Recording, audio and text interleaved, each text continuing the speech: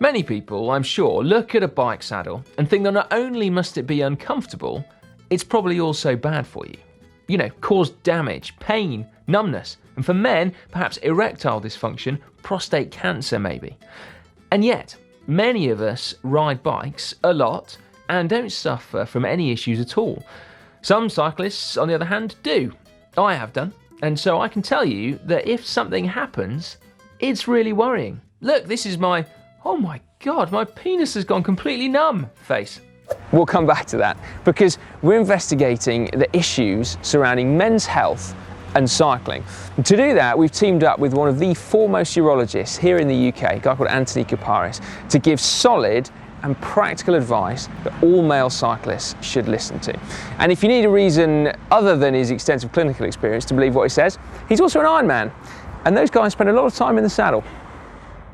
Before we get started though, here is a quick anatomy lesson. This is me riding a bike. This is now a skeleton riding a bike. And this, ready, is a close-up of a penis. Stop sniggering at the back. It's not mine, all right? Nor is it necessarily to scale. Anyway, jokes aside, it is really important to be able to understand our own anatomy.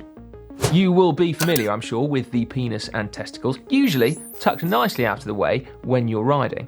The soft tissue area between your bum and your testicles is called your perineum. And when you are sat on the bike, this area is in contact with your saddle. Under the skin, you have your urethra, which is the tube that connects your bladder with the outside world via the penis. In the perineum, you also have major blood vessels and your pudendal nerve, which gives sensation to the area and therefore also helps with getting an erection.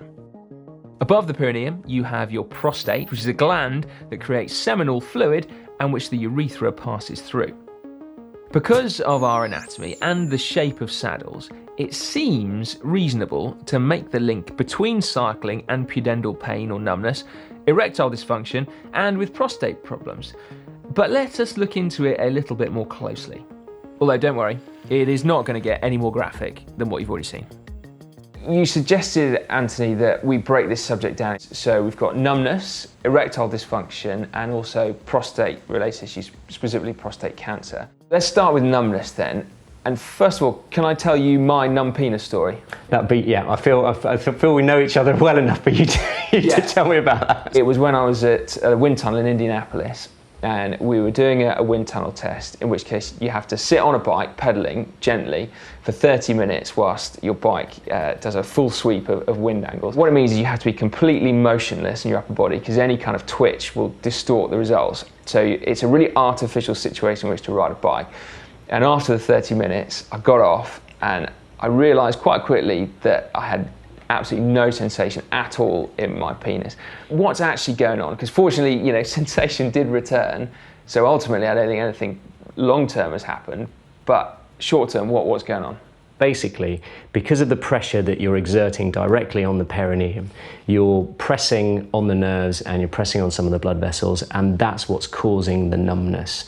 So after a period of time when you've been sitting on a nerve, it will undergo some very minor damage, not long-term damage, but basically end up causing numbness in the area that it supplies, and that's what happened to you. So it's kind of the equivalent then of going to sleep in an odd position and waking up and your arm's completely dead, and it's massively disconcerting, but sensation returns quite quickly and there's no long-term damage. Very similar to that, exactly right. So what should we actually do about it then if we're suffering from numbness having been riding a bike? What's the first port of call? If you find something happening like that, you get on the bike and it's numb afterwards, well then clearly you need to get it sorted out. And what that would involve is, you'll know more than I do, you get a proper bike fit and you get someone to have a look at your saddle and everything that goes with that. Now, if you get on your bike for prolonged periods and every single time it's numb in that area and it continues to be numb, and then you do the same again and again and again, then absolutely, inevitably, you will cause some long-term damage. But common sense takes over, and if it happens once, then just get a proper bike fit and get a proper saddle. A one-off period of numbness after that will not cause any long-term damage, either to the sensation in that area or to anything like erections and stuff like that. So the next topic then would be erectile dysfunction. And given what we heard about numbness, is there a link then between cycling repeated numbness leading to erectile dysfunction? The answer is no. The more important thing is the significance of erectile dysfunction in the first place. The processes that give you erection problems are exactly the same as the processes that give you cardiovascular disease, that give you a heart attack. So if you've got diabetes or high blood pressure or you smoke, then you are likely to have erectile dysfunction, but you're also likely to have heart disease. The fact is that most middle-aged blokes will take up cycling, it seems, at the moment. Now, if you're a cyclist and you're of that particular age and you develop erectile dysfunction, your first thought shouldn't be, oh, it's my saddle, it's just because of the cycling. It should be, I'm not going to put my head in the sand about it. This could be a marker for something that's undiagnosed. I need to get this checked. You seem quite comfortable with the fact that it would be quite difficult to inflict the amount of damage on your pudendal nerve that would then lead to erectile dysfunction. So is it actually quite hard to do that? The old bit of numbness affecting your perineum is not going to give you erectile dysfunction, and actually it doesn't give you erectile dysfunction. Go and get it checked out. Firstly, to have a proper MOT from a heart point of view, then why not have some treatment for erection problems? I mean, it's gone full circle. It's gone from being this sort of slightly sniggery thing to a proper health issue which you can get sorted out. And then finally then, what about prostate-related issues, and more specifically prostate cancer? Is there a link to cycling? Thankfully, cycling has no effect on prostate cancer, but it's not only the development of prostate cancer, it's also the question of whether you get inappropriately investigated for prostate cancer. So one of the things that we use to give an indication of a risk of prostate cancer is by doing a blood test. And there is a thought that if you cycle lots, you might irritate your prostate, and that might artificially put your blood test up, which is called a PSA blood test, a prostate-specific antigen blood test, that puts it up.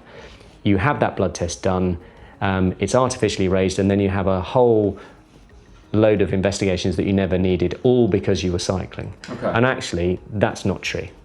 There's the possibility that it might affect it a little bit, but if you look at laboratory-based research on lots and lots of molecular markers for prostate cancer, actually cycling and exercise don't make any difference to any of the indicators for prostate cancer. So cycling is good.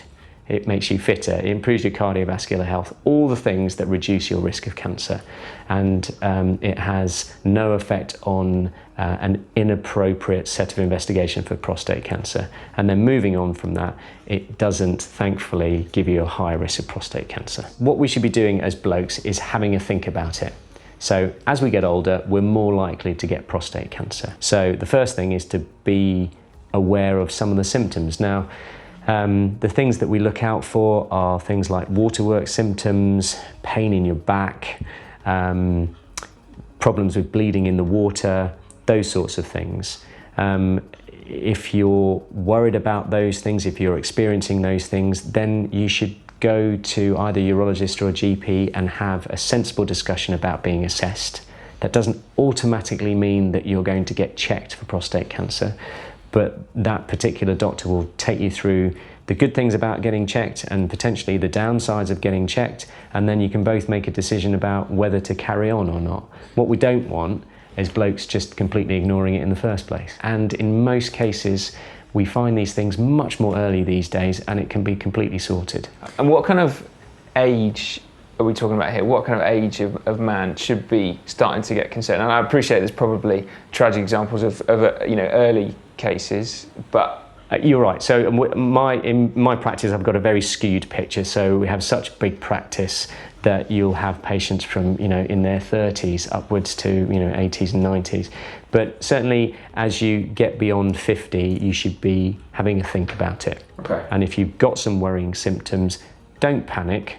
Don't put your head in the sand, and have a sensible discussion and assessment about what the problem is, whether there are any red flags to act on, and whether you need some more investigations rather than not doing anything about it. So there is no link between cycling and prostate cancer, but prostate cancer is a big issue for a large proportion of cyclists, purely because they're men, they're middle-aged, and therefore they need to think about it. Exactly.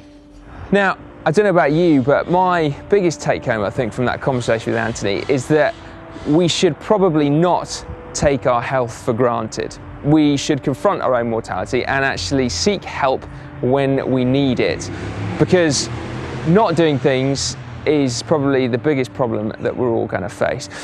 Now, I probably shared a little bit too much information when I told you about my numb penis in the wind tunnel, but I think in the spirit of that, maybe we should all try and have a conversation with maybe our friends on the club run this weekend, have a conversation at least about this video. I think that would be a positive place to start. Now, also, please make sure you give this video a big thumbs up to thank Anthony for his time and sharing his incredible experience with us.